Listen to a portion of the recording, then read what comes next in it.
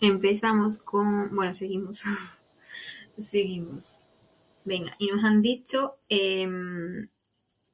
tres.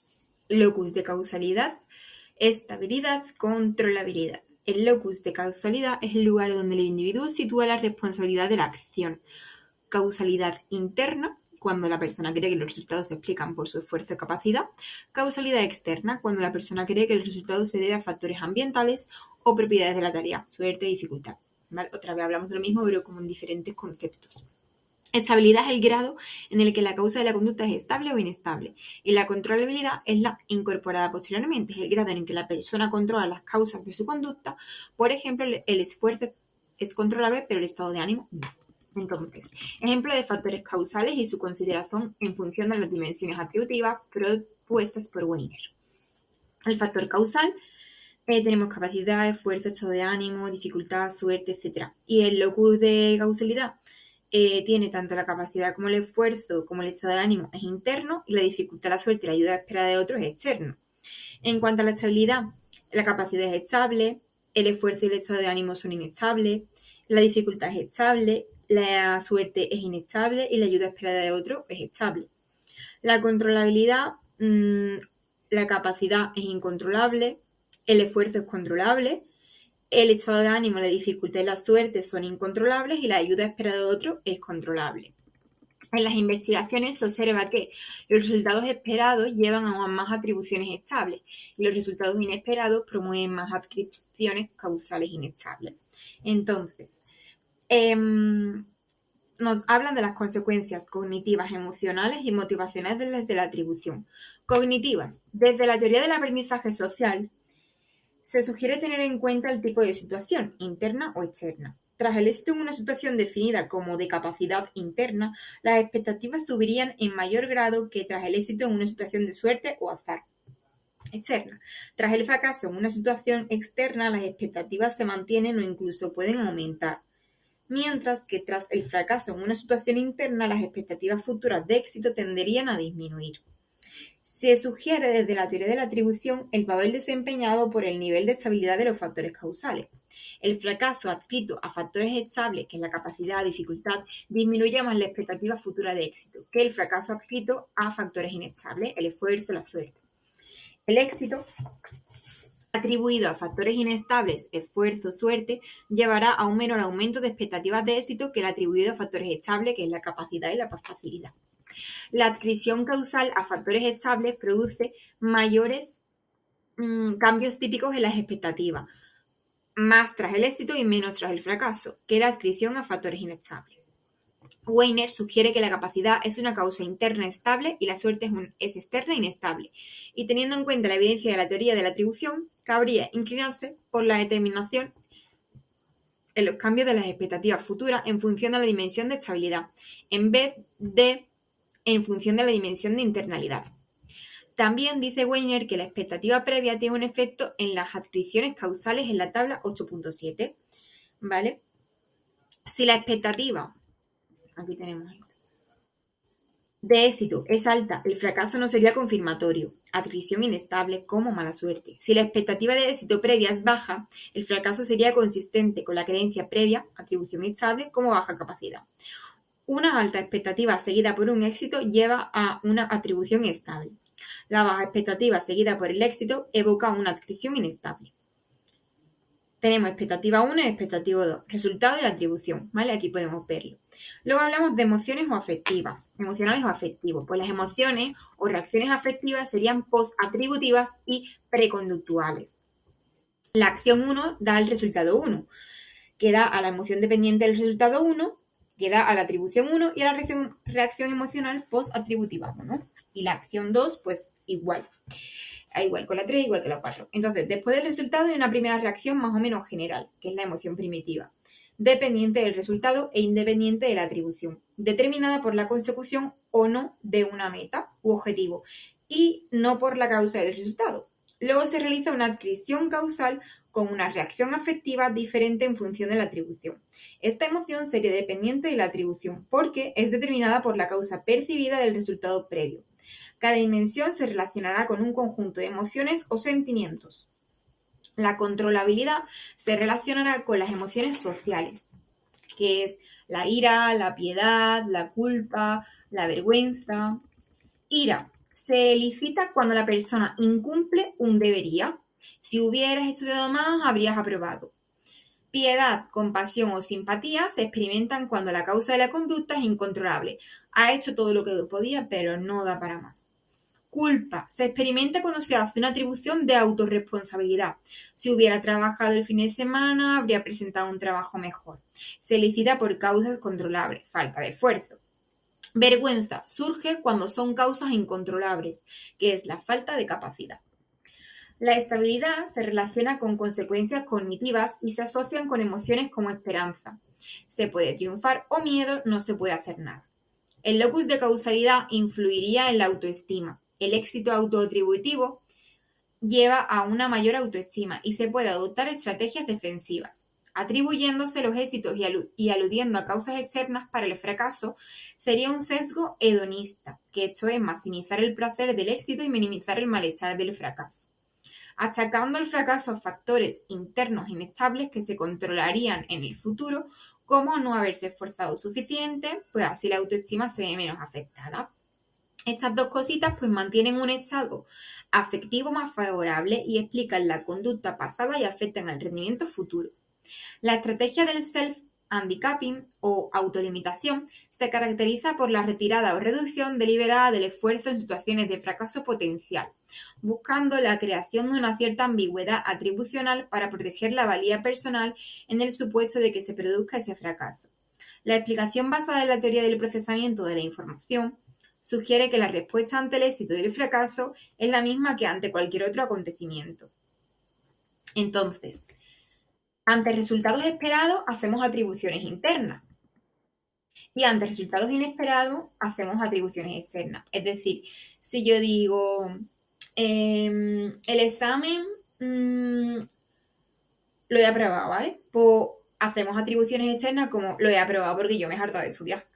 Pero si, por ejemplo, yo he suspendido el examen, pues digo, es que era muy difícil, ¿sabes? Hacemos atribuciones externas. Es que era muy difícil, es que esta asignatura es un rollo, es que el profesor es estúpido, etc. Y luego motivacionales. Las atribuciones internas del fracaso y externas del éxito general, dudas sobre uno mismo. Las creencias estables de fracaso son un impedimento para la motivación. El reentrenamiento atribucional o las intervenciones dirigidas a un pensamiento causal más adaptativo con adscripciones inestables del fracaso, pues facilitan la motivación. Por ejemplo, ¿no? Juana suspende un examen y decide aumentar el tiempo de estudio. Ha llegado a la explicación del suspenso en términos de bajo esfuerzo o poco tiempo invertido, que es la causa interna, inestable y controlable. Experimentaría culpa, tendría altas expectativas de futuro y esperanza, por lo que se superaría los sentimientos de tristeza tras el suspenso y el golpe a la autoestima. María suspende un examen, este otro ejemplo, y decide abandonar los estudios. Se atribuirá una falta de capacidad, causa interna, estable e incontrolable. Ve dañada su autoestima, anticiparía fracasos futuros y perdería la esperanza. Se sentiría avergonzada. La pena de sus profesores y padres aumentaría su percepción de incompetencia. Esto disminuye la conducta de logro y lleva a la huida de la situación. Las terapias basadas en la atribución, pues el cambio de cogniciones cambiará las conductas y las adscripciones causales desadaptadas. La causa más desadaptativa ante el fracaso es la falta de capacidad. Se trataría de sustituir esta causa por falta de esfuerzo para generar un afrontamiento distinto. Perry y Coles aplicaron un reentrenamiento atributivo a universitarios clasificados en 3 grupos, bajos, medios y altos, haciéndoles una evaluación inicial. El 50% de cada grupo recibió un tratamiento donde se les inculcaban explicaciones más controlables de los resultados, como esfuerzo realizado y la estrategia utilizada para afrontar el estudio, frente a otros factores menos controlables, dificultad, calidad de profesor. Entonces, los resultados fueron que los grupos bajos y medios presentaban un rendimiento más alto en el segundo semestre y una mejoría general. Los estudiantes altos también mejorarían el rendimiento y presentaron emociones más positivas. En otro estudio con 46 personas mayores, 77 años de media, residentes en centros, se intentó modificar la atribución del sedentarismo a las dificultades inherentes a la edad, cambiándola por causas modificables y controlables. Los adultos mayores que tienen bajas expectativas y utilizan la edad como factor causal explicativo de sus situaciones negativas, es más probable que sean sedentarios. Los 46 participantes recibieron 4 sesiones de terapia de grupo y luego 1 hora de actividad física controlada. A las 7 semanas se evaluó si habían aumentado su práctica de ejercicio, midiendo el incremento en número de pasos registrados con podómetro. Los datos mostraron que insistirles en dejar de andar y moverse no era consecuencia inevitable de la edad, sino de causas más controlables. Aumentó el ejercicio en estas personas que andaban semanalmente 4 kilómetros más. Los participantes informaban mejoras en su estado de ánimo, el 100%, en el dolor crónico el 61% y en su energía el 85%, y en la calidad de sueño el 54%. Esto muestra la importancia de incluir las atribuciones en programas de cambio o de mejora de hábitos de salud. Qué fuerte. Reacciones ante la pérdida de control. Para estudiar las reacciones experimentadas por las personas ante las situaciones incontrolables, se han definido 2 teorías, en principio con predicciones contradictorias: la reactancia psicológica y la indefensión aprendida. Incremento de acción. La reactancia psicológica. Según esta teoría, cuando se amenaza la libertad de una persona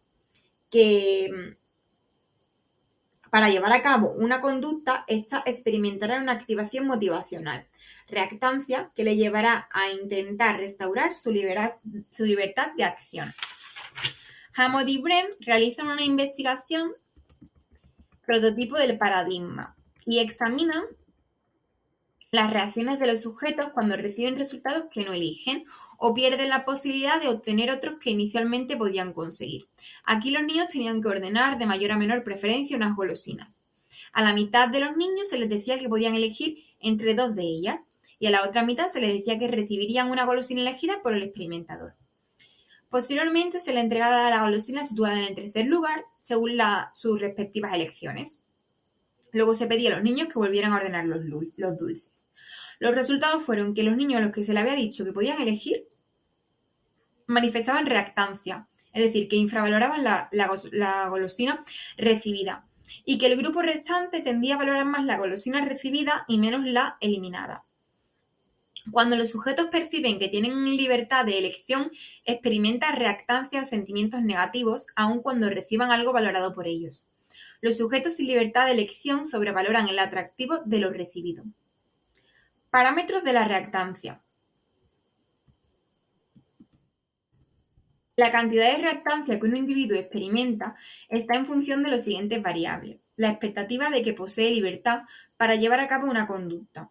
Solo se experimenta la reactancia cuando la persona se percibe a sí misma libre para ocuparse de la conducta amenazada. Cuanta más libertad siente una persona que tiene más reactancia, será activada si dicha libertad se ve amenazada. Si no siente que tiene esa libertad, no experimentará reactancia cuando se ve expuesta a hechos más allá de su control.